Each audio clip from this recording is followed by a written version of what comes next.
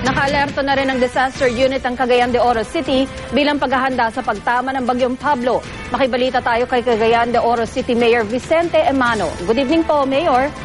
Ma'am, magandang umaga po. Si Saksing Mayor Emano po ito. Opo. Magandang gabi po sa inyo. No? Magandang gabi sa lahat po. Good evening po, sir. Kumusta po sa inyo dyan sa Cagayan de Oro City? Ma'am, naghahanda kami 2 araw at kalahati na. Ginawa na namin lahat. Nilipat na namin ang mga tao sa mga evacuation centers, nadala ng mga pagkain. Wala na ata kaming wala magawa. Diyos na lang kung sabihin pahala po sa amin dahil sa nasa bulletin, sa news bulletin, sentro ata kami ng bagyo talaga. But the typhoon is expected to hit us by 11 tomorrow morning. So sa ngayon po, paambon-ambon lang, hindi naman malakas, wala rin pong hangin. Pero naka-standby kami lahat dito sa City Hall po. Dito na rin po kami matutulog po. Meron po bang nag-resist doon sa mga residente nung pinalilikas nyo po?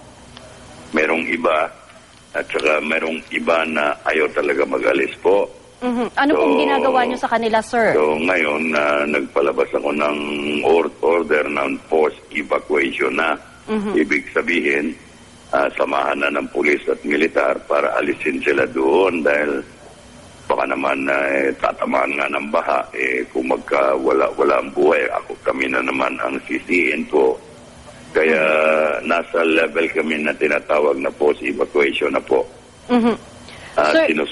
Sinuspende ko na rin po ang klase kaninang alauna per advice of everybody after 3 meetings. Tapos, yan na nga, we started evacuations on those who would come along with us at about 2 o'clock this afternoon. Ngayon, yung mga ayaw umalis dahil nasa sentro talaga kami ng bagyo, ay sa tingin pa namin itong bagyo mas malaki pa kaysa buong pulo ng Mindanao. So, kailangan na gagawin namin. So, pinapadala namin na ngayon ng mga pulis at militar po para na mapilit sila na umalis doon sa kinalagyan nila na tinatawag na danger zones or high-risk areas po. Opo. Sir, grabe kayong tinamaan ng bagyong Sendong at sinasabi itong bagyong Pablo, mas matindi pa po sa Sendong. So, meron pa po ba kayong espesyal na preparasyon o paghahanda maliban po doon sa forced evacuation at saka po yung pag-i-imbak ng relief goods? So, sinabi ko na po, Ma'am Tina, ang ginawa na namin po lahat. Opo. 2 araw at kalahati na. Ngayon buong araw, panay ang meeting namin. So dahil sa meron na na-issue ang national offices ng Maynila na kailangan ilipat na lahat, inintay ko pa rin. So ngayon, dahil makita namin na talagang nasa sentro kami ang tatamaan ng bagyo, so nag-force evacuation na po ako. Okay. Mag-ingat po kayo dyan. Maraming salamat po, Mayor Vicente Emano ng Cagayan de Oro City. Maraming salamat po sa inyo. Magandang gabi po.